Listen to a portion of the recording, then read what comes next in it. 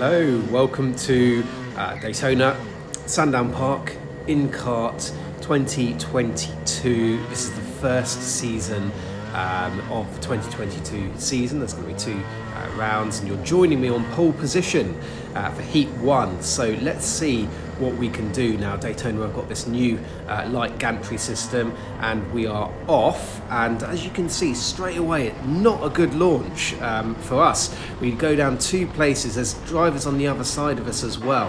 And as we cut to the outboard here, you can see that it's pretty frantic stuff going round turn 1 into turn 2. We're side by side. That's me in the white helmet there. This is it from my angle, benefiting from the inside line, going up the inside, trying to recover some lost ground there. But that actually puts us on the outside for turn 3, and that's not ideal actually. That stops us getting on the power as early as we need to. Philip Babulau's up the inside of us, and there he is climbing on the curb, and just by virtue of the left-right situation there, we take the place back. Philip's a lightweight driver, very quick, and there he is on the inside again. We give him room. The track goes left. We're still side by side. He now has track position up the inside, and actually we get a better launch. But this is where battling with people in a different weight class does get a little bit tricky, as Philip just gets a snap of oversteer there. And again, as you can see on the outboard, we're right on his tail. We're going to go for the inside line. We're going to go for the move, and there we've made it work. So we're back up again, back up into P3. Now back on board with me. This is what it looked like. Quite a robust move actually. When you hit that curb, it can sometimes throw you out wide a little bit, and it did throw me out a little bit wider than I thought, or what I really wanted to do so. Philip up the inside again. Now this is a great battle actually. This is really good fun. Philip's being a super fast driver, but it's not actually very quick, and the two in front are just getting away. Could potentially go for a move here, but I signalled to Philip to go after the two in front, because at this stage I am under the mistaken belief that if we work together, we might be able to catch these two. Now, the weather today, pretty warm. I can't remember exactly what it was. I'm recording this voiceover a couple of days after the actual event, but it was warm. First time this year that I haven't been sort of wearing thermals, as we get it wrong into to turn 2, and the driver behind recognises my weakness there.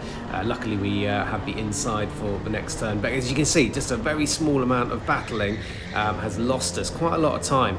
It's got another lightweight driver making his way through on us, so we're sort of sinking down positions. But back to my previous point, it is warm today. It's definitely in the 20s, okay, so it's above 20 degrees, and I thought this might happen actually. I thought it might be the case that as we get a little bit warmer, as the season moves on, battling with people in a different weight class is going to become a little bit more tricky, and you can just see, and I believe there might be a move up the inside by Tom Brown. Yeah, there he is. So just a little bit like what I did to Philip Babulau a couple of laps ago, Tom Brown there does to me, and you can see here it's the infield straight, the advantage, the weight advantage of the lightweight drivers is becoming a little bit more apparent now. At the start of the season, I'm doing Super Champs and Inkart, so lots of races done. This is sort of the 6th race I've done in 3 months, 6th championship race I've done in 3 months. And at the start of the year, when it was very cold, I was actually able to, in the Super Champs at least, where you have qualifying, put the kart on overall pole, so beating some of the lightweights, and I could see that I had a lot more grip in the corners, just being a bit heavier, having ballast in the kart. Made it much kind of easier to get the kart around the corners without putting too much of a slide on. And sure, the lightweight drivers had an advantage on the straights, but the disadvantage they had in the corners meant that I was able to keep up with them and actually pass them. But as the weather improves and as it gets warmer, the lightweight drivers do not have the same disadvantage around the corners that they once did, and of course they've still got their huge advantage on the straights. So it's really tricky actually to keep them in our sights, and actually I'm pretty pleased that given how warm it is today, we are still able to just about keep them in their sights, and in fact we might be able to snatch 1 or 2 places back if they start fighting, and that's exactly what's happened there. Tom Brown goes up the inside of that lightweight driver. Sure, he's wagging his finger there, but he's made a move, and he's actually opened up the door for us there as well, and so by clinging on to Tom's coattails there, we've been able to drive through as well and pick up another place. So we are just about quick enough still, even being a heavyweight, we're just about quick enough still to punish some of the lightweights if they start fighting. And you might be wondering, why would we want to punish the lightweights? They're in a different class, there's not really much point in fighting them, and that absolutely is the case. However, in the Inkart Championship, you get points for where you finish on the road. So even though we're in 2 different championships, there are only there's only points for what position you come on the road. So for example, if you were to finish P5 but P1 in class, you get the points for P5 and not P1 in class. So actually in this championship it does make sense if the opportunity is there to take the position, because you are going to end up with more points if you can finish ahead of the lightweights. Now what you've got to do, I suppose, is play this risk versus reward kind of game, because what you won't want to do is start holding someone up by taking a position away from them, and then to have them get frustrated, throw a move up the inside of you, and then cause you to crash when you actually had a good position. So we are going to have to continue to be aware and try and ensure that we're not putting ourselves in any kind of risk. And it's not just a risk of us throwing a move up the inside, not just a risk of us spinning the kart, but also the risk from behind. And of course we don't have cameras. We don't have mirrors on these karts. So you have got to be aware, and I was always told not to look behind. Don't bother looking behind. But in the short sprint series, these are 10-minute heats. As I get long into turn 2 and lose some momentum, shaking my head there. These are short 10-minute heats. So actually, whenever you do sprint racing, people do tend to be a little bit more frantic, and people do tend to be a bit more desperate to throw moves up the inside. It's not like an endurance race where people are more happy to sit behind until the optimum moment occurs. Sprint racing makes it so exciting, I suppose. In sprint racing, you do tend to need to make the move at the first opportunity, because it might be your only opportunity. But you can see already, can't you, that these lightweight drivers we're battling with, we were able to have a little battle with Philip Baboulau, no idea where he is now, long gone. Tom Brown, after being able to get his head down and put some clear laps in, has also broken free of us. There he is there. Just to my sort of previous point, I've had this discussion, debate with lots of people over the years about how much of an advantage or disadvantage weight is. So you can see, sorry, I don't think I've said this actually. Another big thank you to Aidan and Nick Fallon, who have been around the track giving lots and lots of wonderful outboard footage and outboard kind of perspective to these videos. So a big thank you to them. Sorry, I meant to do that right at the start. Really great. And actually they've moved around the track. Here they are. I can see Aidan Fallon doing some videoing into turn 2, and I do a little bit of a Scandi flick there, showing off. Now that actually caused me to lose loads and loads of time by missing the apex. So a bit of a silly thing for me to have done there. But what I was saying before related to the time and the time difference in different types of conditions and the weight category. So when it was cold and when it was wet, particularly, it didn't seem to be a huge difference. Now there is. As we crossed the line, I just forwarded it a little bit there because nothing else happened. So we crossed the line. I think it was a P6 or something like that overall. P1 in class though. So yeah, not too bad. Because we started first in the first heat, we're going to start last in the second heat. And I've learnt my lesson a little bit. When you start last, you can see how many, when people are going. And actually, again, as we skip to Aiden and Nutfans, you can see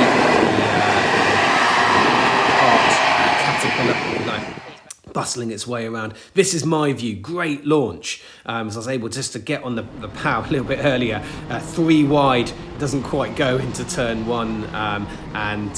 As we're on the outside now, someone gets it very wrong. I believe the driver just in front of us got knocked into that move. 3 into 1 again, doesn't go. Really lucky to avoid that. And actually, we are up into P5 from last in the grid. One driver on the inside of us there, very gentlemanly, lets us back past. There's only a small amount of contact, so I don't know if he really needed to do that. But we're now on the back of Philip Abulau and another driver. We're going to see if we can do anything, but this is where it all starts to unravel. I get a big hit there, and that pushes me into the driver in front. And then another big hit, and I get really shoved again into the driver in the white helmet in front of us. We lose 1 place, 2 places, 3 places, 4 places by being pushed pushed deep into turn 6. So a really good start to the lap, but a pretty poor end to it, unfortunately. Impossible to know who's at fault there as we go up another place, lock the rear axle to get the kart turned so we don't fly into the side of Josh Ladd there. Does leave us vulnerable along this straight because we've lost our momentum, but we live to fight another day there. We're currently P2 in class. Yeah, like I was saying, very difficult to know. I suspect one person missed their braking point, which led to them hitting the back of another driver, hitting the back to another driver, hitting the back of me. I went then into the driver in the white helmet in front. Now, this driver here on our left is Toby Bushnell. He turns around, we can see he's there. Toby's a great driver, he's very aware, so he doesn't turn into us in turn 1. Again, onto the outboard shot there. There we are in the white helmet, Toby just behind us. That was an important move to make because that was for P1 in class. Toby had been leading the heavyweights there. Good to take over the lead from him. Obviously, sorry to him, but good for us as we make a somewhat optimistic move on Josh Ladd there. Doesn't quite come off. Josh again in the lightweight class, so yeah, perhaps not an ideal thing to have done given that we're not really in the same championship as him. It was almost a case of sort of missing my braking point a little bit as much as trying to make a move. I was almost trying to do an evasive manoeuvre there. Race has settled down a little bit now. The first lap fun is over, and it's more of a case now of just trying to put some steady laps in. And as we go in here, the kart grips, and we just very lightly nibble into the back of Josh there. You can see how much time that's cost us. About 3, 4, maybe 5 kart lengths. And it's frustrating because he then makes a mistake into turn 4, which we are not there to punish him for.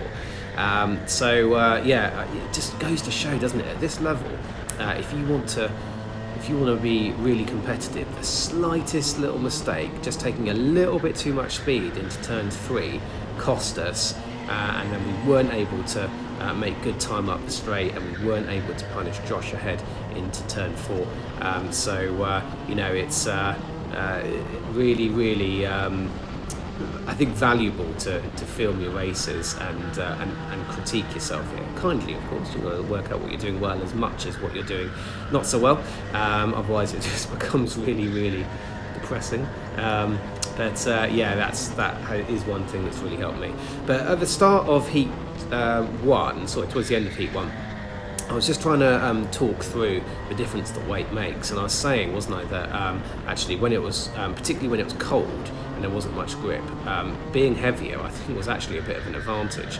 Now once the lightweight drivers' tyres warmed up, they then did managed to speed up a little bit and take a little bit of the advantage back slightly, but it was much closer, and I can actually quantify it. So absolute best time of the day compared to the best lightweights for me was about 2/10, and that was the case in the first 4 races of the season.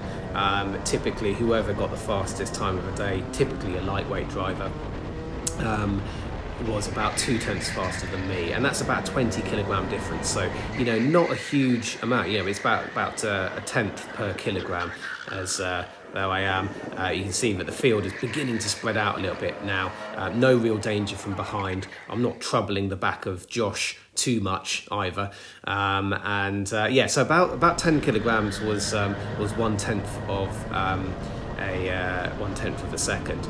That has changed as the weather has warmed up. So the lightweight drivers are now not so disadvantaged by having less grip around the corners, and the straight line speed that they have is that we've always had is now there. And I do wonder as well, actually, the car engines run better when the air is cold. So as the air is warm, I think the engine suffers more with a heavier driver, or as in my case, a driver who is carrying ballast to reach the 90 kilograms that is required.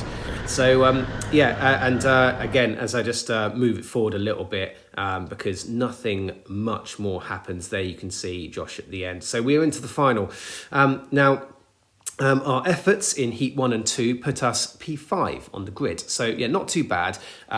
We're surrounded again by lightweights to the left of us. There's Josh Ladd. Lightweights ahead of us, a few lightweights behind us, but we're P1 in class. So again, one of these slightly awkward situations. We're in the middle of a lightweight battle. We don't really want to be. Philip Babulau gets a great launch off the line. Tom Brown, who is alongside him, doesn't get such a good launch.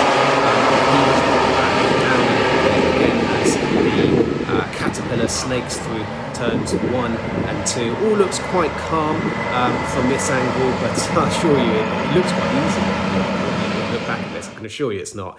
Here it is from my angle. We go green, and there is Tom in the Lewis Hamilton sort of attire there. Bad start for him, unfortunately, and he gets shuffled down to P4. He's going to make it back up to P3 again. We're going to try and follow him through. I believe the driver on our left is called Alfie Mitchell, and he just loses the rear slightly and moves into the side of us. But that's actually not too much of a bad thing. We don't really want to be getting into a big fight with people not in our class if we can help it. But as you can see here, this really nicely demonstrates, I think, as the yellow lights are on the gantry, this nicely demonstrates how I think we've got a little bit more grip at the start of this race than these lightweight drivers. I'm not finding it too difficult to keep up with them. That's going to change as the heat in their tyres build up. I think that the yellow flag you saw just then might have been a mistake. I think they might have just accidentally left that on, which is a bit of a shame really, because we could potentially have gone for a move there and won ourselves a few more points. We had good launch off T5, but never mind. Like I say, it's not really ideal to be battling people who aren't in your class. So we're just going to watch this, and I have to say, for people watching, a great battle starts to ensue as Tom Brown has just made a move back up to second place, so back up to where he started. So he'll be pleased with that, and he's going to try and get off to Philip Babulau in the lead. Philip's got perhaps just less than a second's advantage. 2 drivers, I'm sorry, I don't know your names. Well, Alfie Mitchell, I think it is. I don't know the other guy's name, sorry. I'll try and find out for next round. And then there's us. As you can see, we're a couple of laps in now. And unless the lightweights start fighting like they're doing now, it's going to be quite difficult for us to really keep up with them. And this is actually the sort of karting that I really enjoy, when absolutely every single apex braking point, the amount of slide you get on matters. So even though we're not really in a race with these guys, it's wonderful to be racing with them, and to be just about fast enough to punish them if they make a mistake, or if they start fighting with one another. In actual fact, they are about to put on a really fantastic show. We got our first yellow flag here as I go to the inside just to I saw it quite late, and I had to make sure that I wasn't going to fly into the back of Alfie Mitchell ahead of us. This is the reason. Unfortunately, we've got what I believe is a kart failure there. Normally when that happens, they put out a full course caution, and I wasn't really ready for that. So again, you can see that we've lost a little bit of time there by not really being awake. There were no yellow flags after the incident, so of course you can start racing again. Now, something you might have missed, go back if you didn't see it, but one man who was awake on the restart was Tom Brown, and he's actually taken the lead from Philip Babulau by getting on the gas a little bit earlier, as we have got again the yellow flags into this section. So Tom Brown up in the lead now from P4 after the first corner, so he'll be pretty pleased at this point, I think. But Philip Babulau's not going to leave this lying down, and Philip does to Tom what Tom did to Philip in the last lap. So Philip's now very much awake, and Philip gets on the gas very early. Tom cuts back and moves up the inside, and Tom holds his line here. Now this is really excellent racing between these two. Philip records his footage as well, so if you haven't seen it, I'd recommend going and having a look at Philip's perspective on the race as well. So it is an entertaining watch. Into the next lap. Unfortunately, it does look like we're going to see some yellow flags again, as you can see just over on the right hand side, that unfortunate driver having to walk back to the pits, and the race for the time being at least is nullified, but that's not going to be the case again for very long. Philip Babulau won't be happy to be in second position, and he is going to be very much on the lookout to power past. Again, yellow flags go away, so we are racing again, and what's going to happen up ahead? Just trying to keep on his bumper as much as possible. This is a really good race. Really tight, lots of people within a tenth or two of each other. Now I'm actually slower than these guys. I was gonna talk to you about the timing differences, wasn't I? But I think I'll leave that point for a few minutes. Just whilst we watch this battle, because it is good battling. At the moment, we're all very close together. Now the yellow flags go away halfway round turn one, and Philip takes advantage of that. I don't think any of us were really expecting the yellow flags to go away. Tom nudges Philip into the barrier there. They're 2 wide, 3 wide. Philip up the inside of Tom, nudges him wide. Alfie Mitchell gets into the fray. Tom back into the side of Philip. We then make a move on Alfie Mitchell. We go forward. Philip up the inside into Tom. This is really fantastic fighting, fantastic battling, and again, probably not quick enough to be with these guys in true pace terms with our weight disadvantage, but with all the fighting that's going on, really great to be on these guys' bumpers and watching this unfold. If I'm honest, I'm quite glad I'm not really in a championship with these guys, because it's stressful and difficult being in these sorts of situations. But right now I'm just thoroughly enjoying watching all of this kicking off. Tom looks behind, probably sees that it's us. We're not going to throw any silly moves up the inside. I've said many times already, this is not our battle. But these two have lost the first and second position that they were fighting for, and we've got another driver currently in P1 now. So these guys have got a decision to make. They've got to decide either to work together to reel in P1 and then have a fight, or are they going to continue battling? And it looks like Tom has just dropped back from Philip again slightly.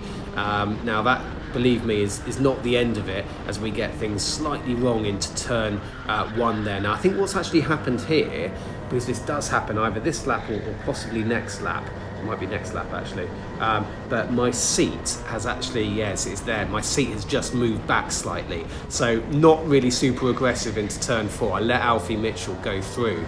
The seat moved back, it was pretty far back already, but it's moved back slightly further, and all of a sudden I'm finding it a bit difficult to reach the brake pedal.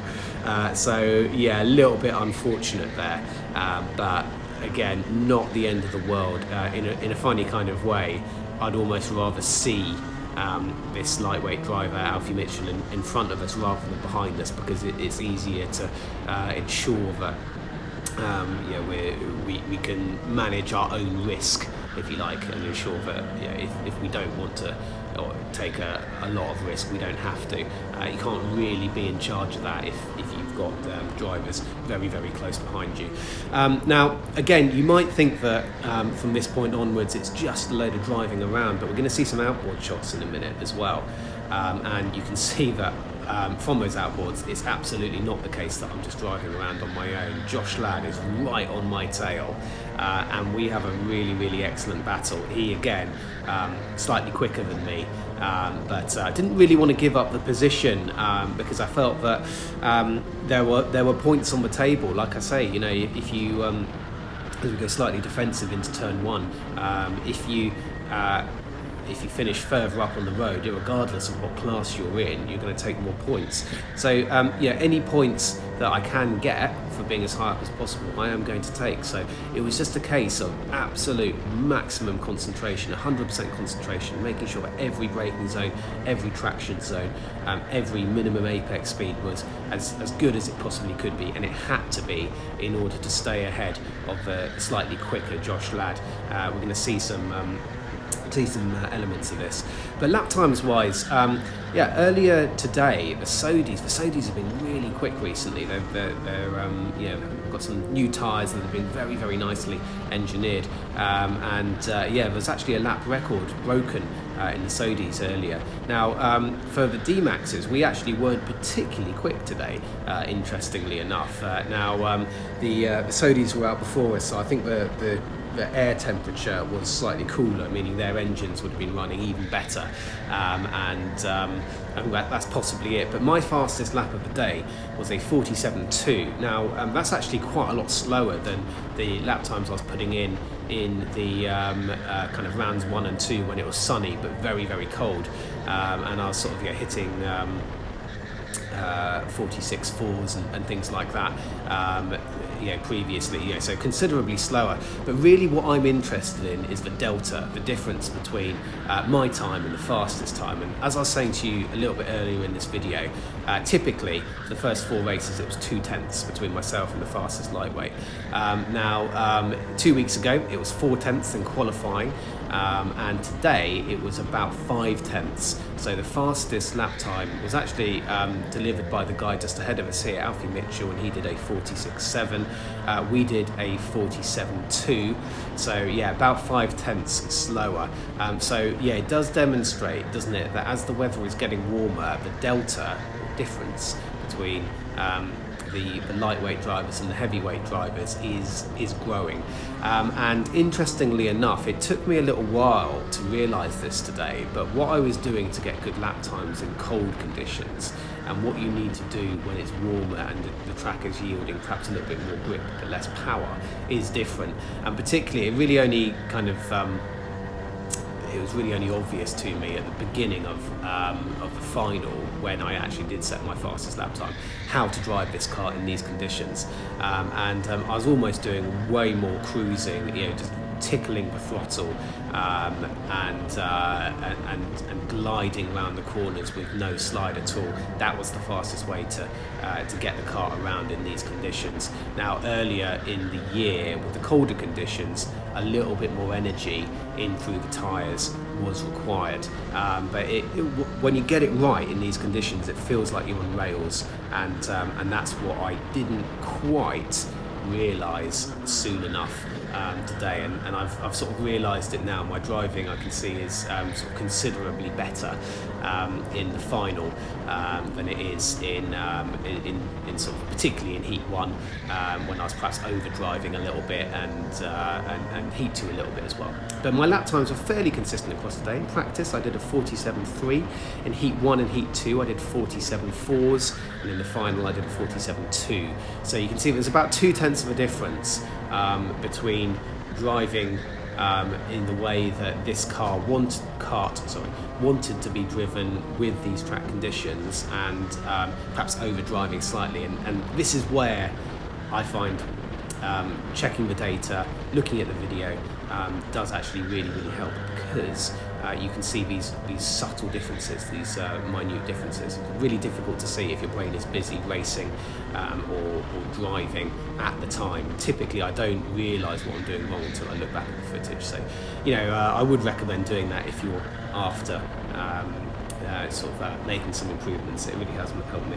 So, championship situation then. As the time of me making this video, they haven't updated the points situation, but I can tell you what the points situation was at the start of the day. So it was me on 61 points, followed by Alex Tucker, who's the driver in the red suit, on 37, then Justin Hammond on 34, and Toby Bushnell on 29. So really, and then there's some other guys after that.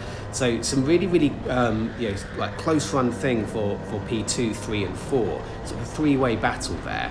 I don't know what the current situation is. Again, a pretty good day for me as poor old Chris there, who's another heavyweight driver. His car has unfortunately let him down there.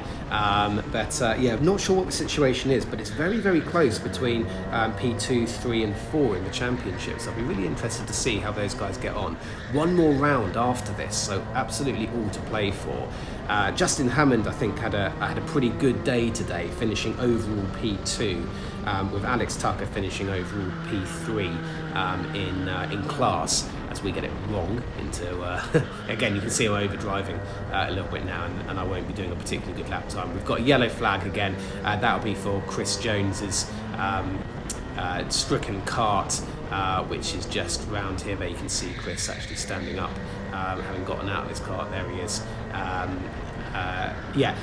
Really close run thing, I'll be watching that with real interest. The picture of the podium will be here at the end, so if you Justin, Alex, if you want to have a look at yourselves, then there it is, and congratulations to you guys as we finish off a successful day, P1 in class, for all three heats and the final, and there we are, celebrating our win. Thanks very much for watching. Take care.